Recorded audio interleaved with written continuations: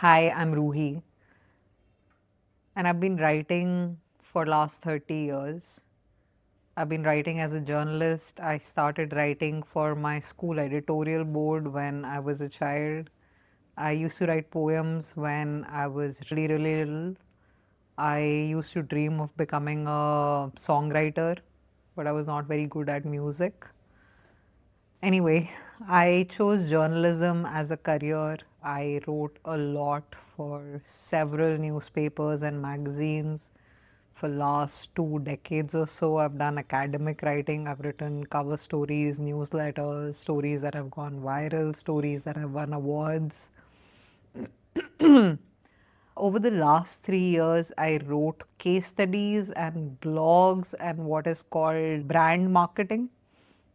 I built a business vertical on storytelling coaching. There is one lesson that I've been taught over and over again across mediums, across formats, across publications, across various intentions. Sometimes the intention is to generate leads. Sometimes the intention is to spread awareness. Sometimes it's just plain selling. Other times it's about telling that story that it took you months and years to unearth and investigate, and you went through thousands and thousands of pages and you found something, and the joy of a journalist who comes and shares it with the world, and they have to do something which is actually cruel. But imagine you've spent so much time going so deep into any subject, and when you come to the newsroom, your editor asks you, tell me the story in one line. And they have to ask this question because until you know the line of the story, it's just a lot of noise. So, there is this muscle that journalists tend to develop over time working with the media, is the ability to make complexity clear and the ability to make a lot of information really concise and the ability to tell it in a way that's engaging. If it's a publication that has audiences who care about how a story is told as much as the quality of the story, they will push the writer to also tell it well. So just researching is not good enough. Not knowing how to arrange it, not knowing what to edit, how to omit something and what to add to bring that clarity, that precision, and that engagement in the story is something that ends careers after a point.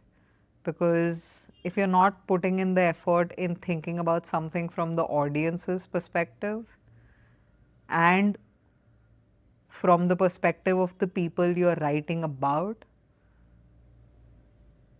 and really being truthful to the story to justify the intensity, the details, the core, the essence of that story. So it's like balancing, juggling between three stakes, and you have to manage all three stakes to be able to get a perfect story.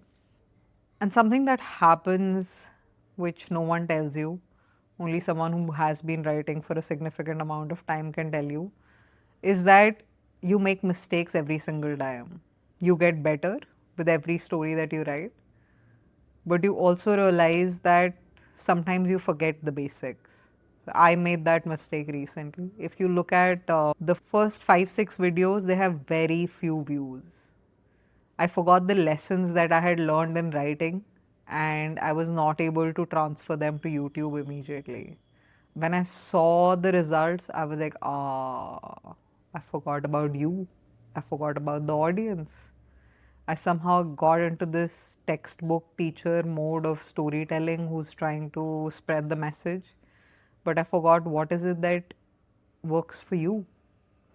Like somehow my brain is designed to switch on to think about the intro, the hook, the beginning, the headline, when I'm writing for a publication, but when I'm making a video, which is also basically about words, it's about stories. I forgot those principles in front of the camera. But the principles are exactly the same. No matter what it is that you do, you could be writing captions for your Instagram posts, you could be creating YouTube videos, no matter what the medium is. If you have a message that you want to send out, you can't forget the audience and you can't judge the audience. And please never ever make the mistake of insulting the audience. It always backfires. The audience is really smart. It's up to you as a storyteller to walk up to them and make a story understandable to them, make them care about the story, make them care about what you care about, gain their trust, earn their attention. Sometimes people do the intellectual part really well, they get all the details, they know something a lot, like the substance in the story is brilliant. Sometimes they get really good with the style, but you have to combine the two.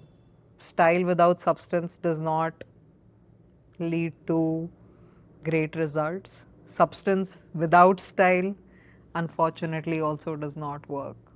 The core, the basic of storytelling stays the same. It's beginning, middle, and end. You can't forget the attention grabbing part, you can't forget the substance part, and you can't forget the part